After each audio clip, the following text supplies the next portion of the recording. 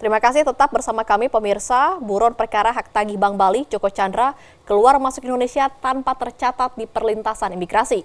Sudah 11 tahun aparat tak bisa menangkapnya. Simak perbincangan Geopos TV dengan Koordinator Masyarakat Anti Korupsi Indonesia, Boyamin Saiman. Institusi kepolisian saat ini sedang menjadi sorotan dari masyarakat lantaran keterlibatan oknum petingginya untuk memuluskan pelarian dari Joko Chandra. Saat ini saya sudah bersama dengan Koordinator Masyarakat Anti Korupsi Indonesia, Boyamin Saiman. Apa kabar, Mas? Baik, ya serak-serak dikit lah ya, mohon maaf. Temuan Maki saat ini, Mas, apa sih terkait dengan pelarian dari Joko Chandra? Hampir semua kan atas inisiatif saya mencari, kan, itu kan, mulai KTP, terus kemudian baru ketahuan dia dihilangkan status cekalnya, terus kemudian dapat paspor, kemudian surat jalan dari oknum kepolisian, terus kemudian ya tadi yang hilang cekal itu ternyata banyak dokumen yang saya dapatkan berkaitan komunikasi antara NCB Interpol dengan Kejaksaan Agung. Jadi nampaknya Kejaksaan Agung pun juga semata-mata juga patut dipersalahkan karena ternyata ada pergerakan-pergerakan begitu nganggapnya tidak ada sesuatu apa-apa, itu kan. Karena tidak pernah sebelumnya itu NCB Interpol itu menanyakan status buron seseorang, setahu saya loh ya. Nah, ini tiba-tiba menanyakan, terus habis dijawab bahwa ini butuh dicekal, butuh masih DPO segala macam.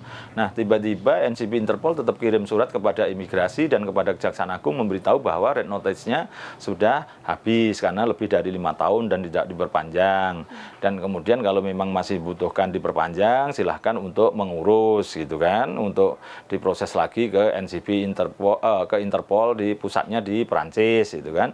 Tapi kemudian Kejaksaan Agung tidak menjawab lagi itu. Ya, Mas Boy, pada level pelarian Joko Chandra ini, dari Maki melihat letak kecerobohannya di mana sih dari 3 institusi, dari kepolisian, kejaksaan, kemudian dari NCB Interpol? Ya semuanya, sebenarnya penegak hukum waktu itu kalau bicara tahun 2009 itu semua termasuk pengadilan dan Mahkamah Agung. Waktu itu saya yakin sehari menjelang diumumkan putusan Joko Chandra kabur. Kalau tidak bocor kan tidak mungkin. Bocornya dari mana? Kan itu kan, polisi tidak mungkin bisa nyari bocoran, kejaksaan tidak mungkin nyari bocoran. Kalau polisi dan jaksa terutama waktu itu mampu dapat bocoran juga gitu, pasti juga menjaga Joko Chandra jangan sampai pergi kan gitu kan, karena besoknya sudah tinggal putusan bersalah tinggal eksekusi kan gitu kan. Nah ini pasti bocornya juga dari pengadilan, dari Mahkamah Agung, tidak tahu cara bocornya bagaimana, pasti juga ada oknumnya kalau mau dilacak. Kedua lebih parah lagi, membikinkan paspor, itu yang menurut saya itu paling celaka, sudah tidak bisa ngelak lah itu. Karena yang mengurusi anak muda yang tidak tahu Joko Chandra ya, tapi kan apapun dalam sistem perlintasan kita itu kan dia sudah buron gitu kan. Dan juga begini, gampang, dia memperbarui ini kan tahun 2020, sementara paspor dia habis 2012, jangka rentang panjang kan gitu kan, dan diketahui dia di luar negeri, kan di situ sistemnya kan juga pasti ketahuan, dia masuk resmi atau tidak resmi. Artinya apakah cukup sampai Brigjen Prasetyo Utomo yang dicopot atau harus ada nama-nama lain nih yang ya kan yang kaitan utama kan saya selalu mengistilahkan Prasetyo Utomo itu hanya di ekor gitu kan.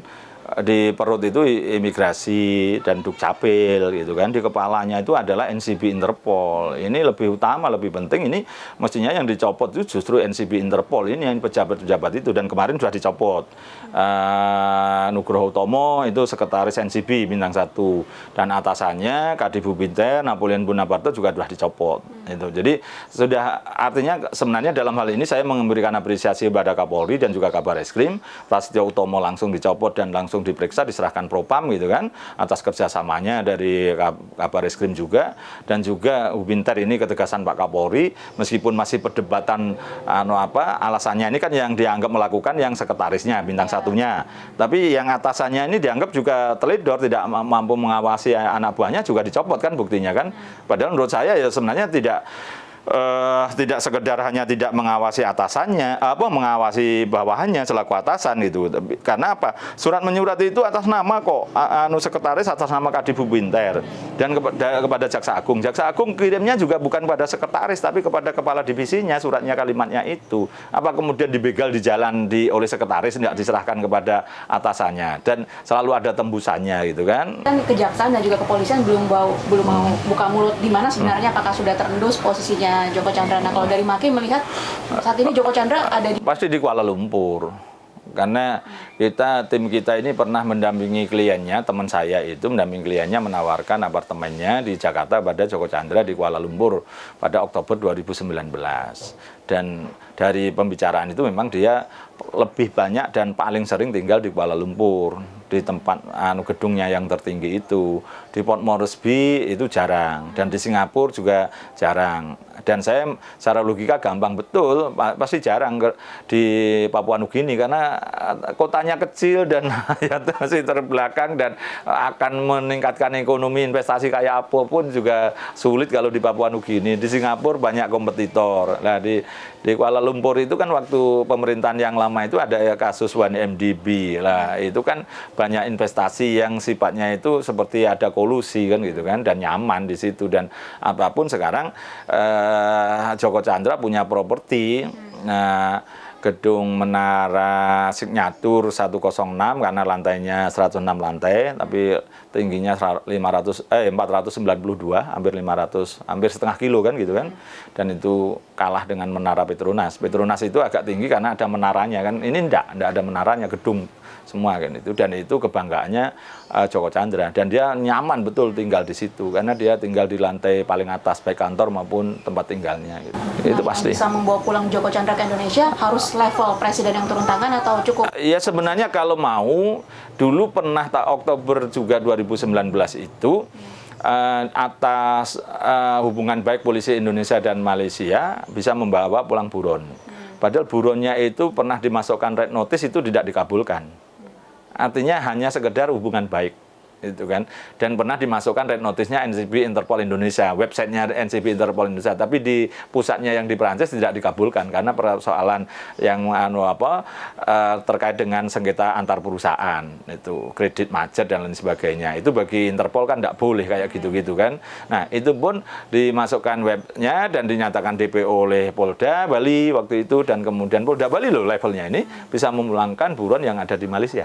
Sebenarnya kalau mau berkeinginan ini sudah mencoreng muka kepolisian, Kapolri pun bisa hubungan baik dengan polisi Diraja Malaysia bisa membawa pulang. Tapi memang catatan, dengan kondisi Joko Chandra yang punya hubungan kekuasaan dengan pemerintahan di sana, itu ya agak berat. Dan memang itu mau tidak mau, saya langsung daripada bertele-tele dan pasti akan tidak tembus, ya memang harus presiden.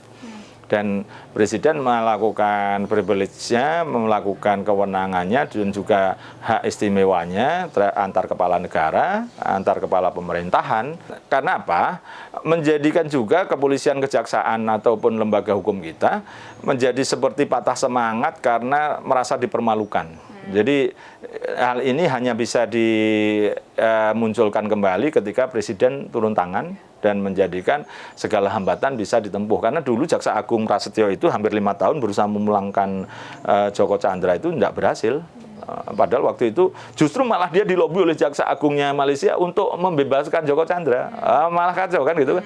Pak Prasetyo pengen memulangkan karena pengen mengeksekusi, malah dilobi oleh Jaksa Agungnya Malaysia yang namanya Apandi Ali itu kan, di majalah Tempo kemarin atas informasiku dan didalami benar itu, malah justru melobi supaya memberikan kemudahan pada Joko Chandra, bisa masuk, bisa putusannya bebas, tapi seakan-akan tidak ada urusan hukum lagi gitu. Nah, celaka bener kan? Artinya Jaksa Agung sudah berusaha melakukan itu 5 tahun gagal. Jadi, dan ini juga ditambah Joko Chandra mempermalukan kita semua. Mau tidak mau memang level presiden yang bisa mengatasi semua hambatan-hambatan itu. Demikian perbincangan saya bersama dengan Koordinator Masyarakat Anti Korupsi Indonesia Boyamin Saiman dari Jakarta, Tim Liputan Jawa Post TV.